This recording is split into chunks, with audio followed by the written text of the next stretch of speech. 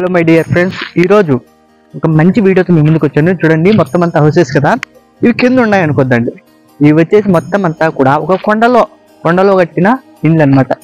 మనము ఇంతకు ముందు పెట్టిన వీడియోలో నా బ్యాక్ సైడ్ కనిపిస్తుంది కదా కొండ, ఆ కొండలోకి వెళ్ళాం. ఇప్పుడు మళ్ళీ కూడా ఈ కొండలోకి వచ్చాం. ఈ కొండలో ప్రత్యేకత ఏమంటారంటారా? ఈ కొండలో వచ్చేసి అతి పెద్ద శివుడిని అనేది నిర్మించారు. సో ఆ శివుడిని చూడడానికి నేను చాలా మిట్ట ఉంటుంది అనమాట. వచ్చేటప్పుడు ఇది చాలా అంటే చాలా మిట్టతో కూడుకున్న ఒక పెద్ద గుట్ట అనమాట. ఈ గుట్ట చూడండి, నా బ్యాక్ సైడ్ ఒకసారి ఎంత డౌన్ ఉందో. ఈ డౌన్ నుంచి మనం వచ్చేందుకు ఈ టెంపుల్ దగ్గర మనం చేరుకున్నాం. ఈ టెంపుల్ టౌన్ నుంచి మొత్తం అంతా కూడా వ్యూ అనేది నేను మీకు చూపిస్తాను. చూడండి సరే. సో ఇప్పుడు చూస్తున్నాం కదా, ఇది మహాశివుని యొక్క దేవస్థానం అనమాట. ఈ మహాశివుని యొక్క దేవస్థానం చూడండి ఒకసారి. లోపల ఆ స్వామి వారిని కూడా మనం కళ్ళకు కట్టినట్టు కూడా ఈ వీడియోలో చూపిస్తాం. చూడండి ఎంత అద్భుతంగా ఉన్నాడో ఆ మహాశివుడు. ప్రతి ఒక్కరూ కూడా నేను మనస్ఫూర్తిగా ఆ స్వామి వారిని వేడుకోండి. మీ ఇంట్లో ప్రతి ఒక్కరికి కూడా మేలు చేస్తారని నేను కోరుతున్నాను. ఇది చూడండి, గుడి చిన్నదే కానీ కూడా ఇక్కడ చాలా ప్రత్యేకత ఉందండి. ఇది మహాశివుడు యొక్క స్వభావం చేత ఏర్పడిన ఒక టెంపుల్ అని కూడా చెప్తూ ఉంటారు. ఈ చుట్టుపక్కల గమనిస్తే ఆ నాము కానించి ఈ పెద్ద బండరాళ్ళు కానించి మొత్తం అన్ని కూడా ఇక్కడ ఒక ప్రత్యేక విశిష్టత. చూడండి, ఇది కింద ఉన్న దిగువ ఉన్న కదిరి, ఇది పై భాగం ఉన్న కదిరి అన్నమాట. పెద్ద బండ చేత ఈ యొక్క గుడి అనేది ఇక్కడ నిర్మాణం జరిగిందండి. అలాగే ఇంకా మనం ముందుగా మళ్ళీ కూడా చెప్పుకొని వస్తే కదా, ఇక్కడ అతి పెద్ద మహాశివుడు ఉన్నది, మీరు ఇంకా చూపించలేదు అని మీరు మనం అడగవచ్చు. నేనైతే కదా ఇప్పుడు ఆ యొక్క విగ్రహం దగ్గరికి వెళ్ళడానికి చూస్తున్నాను. సో ఇక్కడైతే చూడండి మొత్తం అంతా కూడా ఇది పెద్ద గుట్ట పైన కట్టి ఉన్న ఒక శివుడి యొక్క టెంపుల్. సో ఇప్పుడైతే కదా మనము మొత్తం అంతా టెంపుల్ అంతా చూసాం. సో ఈ పెద్ద బండని చూసాం, ఆ తర్వాత మహాశివుని యొక్క టెంపుల్ చూసాం, ఇంకా ఈ యొక్క గుట్ట అనేది నేను చెప్పాను కాబట్టి చాలా అంటే చాలా ఎత్తుగా ఉంది. దాదాపు 1 కిలోమీటర్ కింద నుంచి పై వరకు మనం ట్రావెల్ చేయాల్సి ఉంటుంది. సో ఇక్కడ చూస్తే మనకి మహాశివుడి యొక్క రూపాన్ని కూడా మనం చూసాం. ఇక్కడైతే మనకి ఒక మహానంది అన్ని కూడా కనిపించడం జరుగుతుంది. మీరు అనవచ్చు, అన్ని చెప్తున్నారు శివుడు ఏడి అని.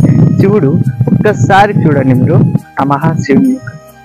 ఇక్కడ వచ్చేసి మన హనుమాన్ టెంపుల్ చిన్న విగ్రహం కూడా ఉంది. ఇక్కడ చూడండి మొత్తం అంతా చూడండి, ఇదే టెంపుల్ మహాశివుడు.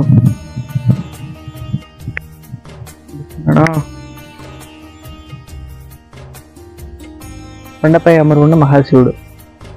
ఓంలు గీములు మొత్తం అంతా. బ్యాక్ సైడ్ వెళ్ళి చూద్దాం, ఒకసారి పైకి వెళ్ళి చూద్దాం. ఇదిగోండి మహాశివుడు చూడాలి అంటున్నాం కదా, ఫైనల్గా మహాశివుని చూస్తున్నాం చూడండి మనము. సో ఇది ఒకటే చూడండి, మొత్తం అంతా గుండెలో పడితే కానీ తీసే మనిషి అలాంటి సిచ్యువేషన్ చూడండి. మొత్తం అంతా కూడా యొక్క ప్రదేశంలో మహాశివుని విగ్రహాన్ని కట్టడం జరిగింది. ఇక్కడ మహాశివుడు బోలా శంకరుడు అంటుంటారు కదా, ఈ మహాశివుని అంటుంటారు.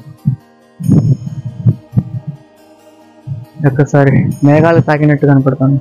బ్యాక్ సైడ్ వస్తే మొత్తం అంతా కూడా పడితే ముక్క చెప్పినటువంటి రాళ్ళు అన్ని రెప్పలు. ఇక్కడ ఒకసారి పైకి వెళ్ళి ఆ యొక్క కదిరి వ్యూ అనేది మనం చూద్దాం. జారితే మటుకు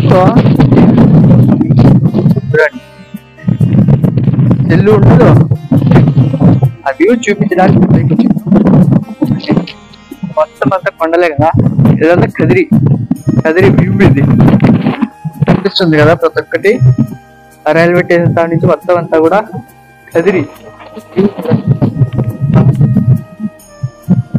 సో ఈడే మనకు కనపడుతున్నది మహాశివుడు చూడండి.